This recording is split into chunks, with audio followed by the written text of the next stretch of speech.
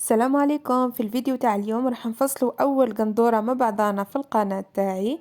درك قبل ما نبداو لا فيديو ما تنساوش تصلوا على الحبيب المصطفى عليه افضل الصلاه والسلام، وما تنساوش جام وابوني او كومنتير. درك تبعوا معايا الفيديو نبداو مع بعضنا على بركه الله. هنا حطيت القماش تاعي طويته بالطول هكا بالطول. عندي هنا لاليزيار على لاليزيار. هنا باش نديرو هنا نعينو من هنا الطول الكلي للزبونة. هنا عينت الطول الكلي للزبونة. وين الطول الكلي زايد 5 سنتيم حق الخياطة، نزيدو هنا قسط من هنا للهنا 30 سنتيمتر. هنا كما تلاحظوا الجهة المغلقة، ونعاود نهبط للجهة من هنا وقسط 30 سنتيمتر. بعدها لاحظت انه هنا ما جانيش الإيفازي بزاف، قسط من هنا للهنا 45 سنتيمتر. شوفوا 30 سنتيمتر كي عينتها ونطاح لي الإيفازي جاني صغير، جاني 38 سنتيمتر، والزبونة حباته 45 سنتيمتر. إذن عاودت مشيت بالنقطة هنا قصد 45 سنتيمتر هنا، تسمى القيمة هذه تاع 30 نقصت، ما بقاتش 30 سنتيمتر. بعدها هبطت من الخط هذا تاع 30 سنتيمتر للنقطة هنا ب21 سنتيمتر، وحطيت ربع محيط الصدر زايد 4 سنتيمتر. تقدروا تزيدوا حتى ل5 سنتيمتر حق، يعني اونكا تزيد الزبونة ولا حاجة تزيدوا لها تاكلوها من بعد بالخياطة. بعدها من النقطة هذه نهبط ب20 سنتيمتر، هبطت ب20 سنتيمتر جاتني هنا. هذه نحطو ربع محيط الخصر زايد حق الخياطة، زدت 5 هنا سنتيمتر. بعدها من النقطة هذه تاع محيط الخصر نزيدو نهبطو ب20 سنتيمتر هنا، ونعينو ربع محيط الورك زايد كما قلت لكم هنا ما نزيدوش بزاف، نزيدو من 2 ل 3 سنتيمتر. بعد ما عينت المحيطات هذه كما تشوفوا وصلت النقطة تاع محيط الصدر مع ربع محيط الخصر، والخصر وصلتها مع الورك هنا. بعدها هبط مباشرة بخط مستقيم، هبط بخط مستقيم للإيفازي للنقطة تاع 45 سنتيمتر.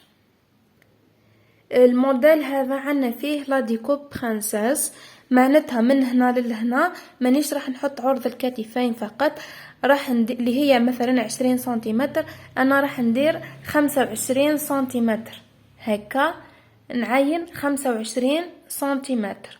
علاش 25؟ لانه راح ندير لا ديكوب وكي نقصها ونخيط راح يخرج لي ديكالاج، تسمى الديكالاج هذاك مش راح ياكل لي من القيمه الحقيقيه، راح ياكل لي من الزياده هذيك تاع 5 سنتيمتر اللي زدتها.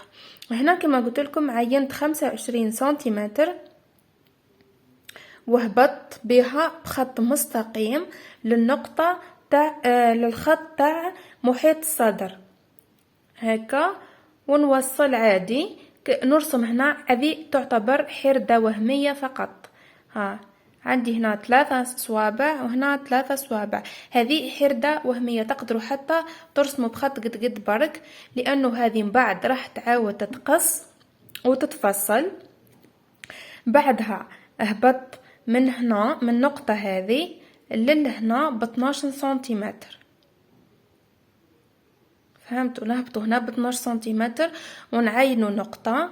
بعدها نهبطوا من هنا من لهنا للهنا ب 25 سنتيمتر، نهبطوا ب 25 سنتيمتر به نرسموا البانس تاعنا.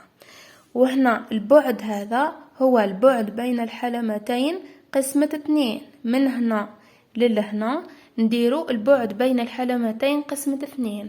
طول لابانس تاعنا راح يكون 25 سنتيمتر، ودائما هنا هذه المسافة تبقى هي البعد بين الحلمتين قسمة 2. بعدها نوصل النقطة 12 سنتيمتر مع النقطة تاع بداية البانس، نوصل بخط مستقيم، نجي للمنتصف تاع الخط المستقيم هذا ونطلعو من 1.5 ل2 سنتيمتر، ونرسم هكذا يعني تقريبا قوس، ونرسمها بشكل مقوس. درك نقص معاكم الشكل باش تشوفوا كيفاش يخرج لكم. هنا لاحظوا معايا بعد ما قصيت الشكل، يعني تبعت الباترون اللي رسمته مباشرة على القماش.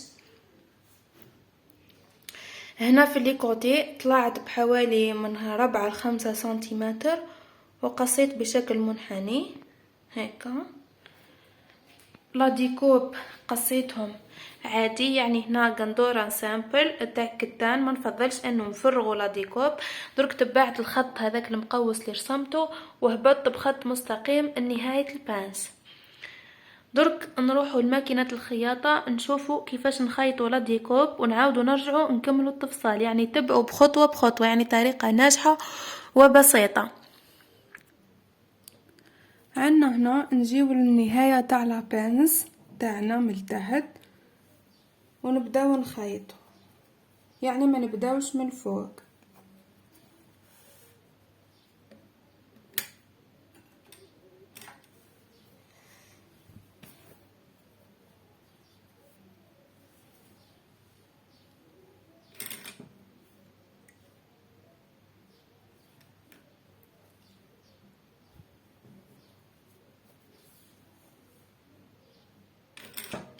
نديرو بوان داري،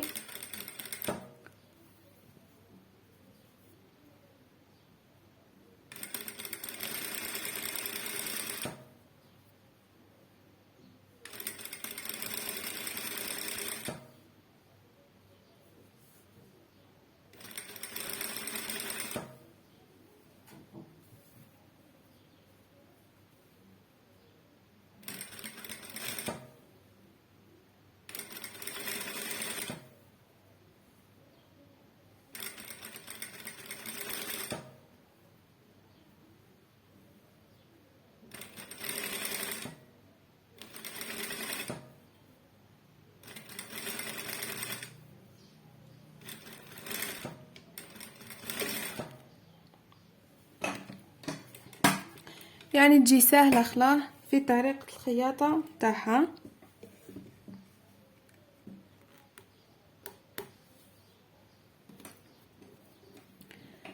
هنا لاحظوا معايا خرج لنا شوية ديكالاج في النهاية تاع لا ديكوب، خرج ديكالاج. درك هنا ما تخافوش لانه خلينا زيادة، كون درنا غير 20 راح نتما نقيسو في الكتف، بصح مادام درنا 25 سنتيمتر يعني الزيادة هذيك ما تخوفكمش، الديكالاج هذاك. نخيطوا لا ديكوب الاخرى ونروح نكملوا التفصيل تاعنا. هنا بعد ما سيرجيت لا ديكوب، بعد ما خيطهم وسيرجيتهم، هاوليك الديكالاج نهضر لكم عليه. شوف راح تكون هذه زايدة على هذه. درك فحنا واش نديرو، نعاودو نطبقو على 2 كما فصلناه اول مرة، نطبقوه.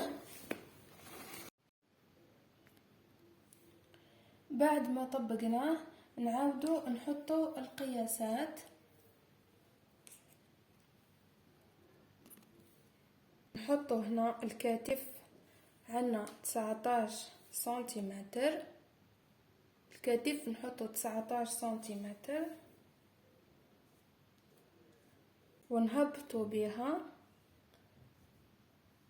حتى للخط اللي رسمناه الاول تاع محيط الصدر. عنا هنا ونقيسو الحردة تاعنا، نعاودو نرسمو الحردة. عندي نطلع ب4 ونرسمو حردة جديدة.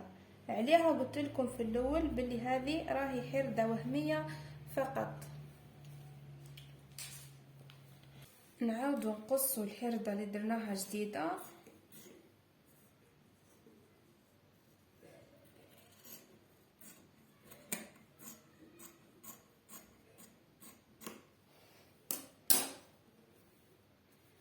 هذا هو الشكل اللي نتحصلوا عليه. درك واش نديرو، نهزوها كيما هيك بعد مطبقه ونحطوها على الخلف اللي خليناه. هنا هزيت الامام تاعي حطيته على الجهه الاخرى يعني بالعكس.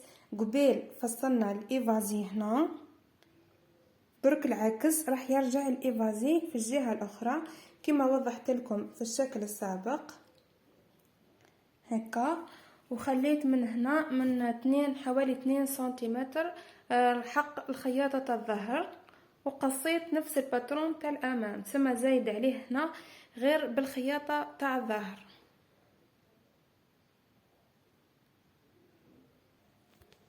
عندنا هنا في الخلف واش درت، حكمت باللي زيبانجل باه نهزو نخيطو، وعينت الخط اللي راح نخيط عليه، عينته بالطباشير ورسمت لي بانس باه نخيطها. نخيطوا الظهر تاعنا.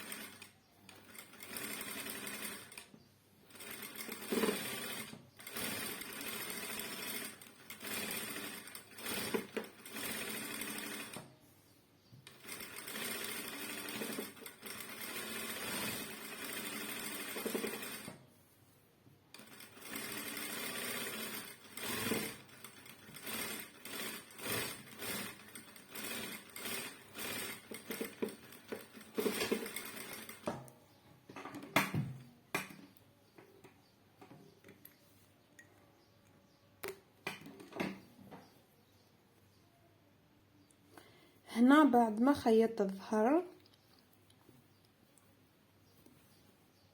درك نروح درك نسيرجي الظهر ونخيطوا لي بانس، ونتلاقاو في الجزء الثاني ان شاء الله نكملوا تفصيل الرقبه ونكملوا القندوره كومبلي. درك اذا مهتمين خليوا لي في التعليقات، واي حاجه ما فهمتوهاش في الدرس تاع التفصيل ايضا خليوا لي في التعليقات، نعاود نجاوبكم كامل باذن الله. دوك تهلاو في رواحكم، سلام.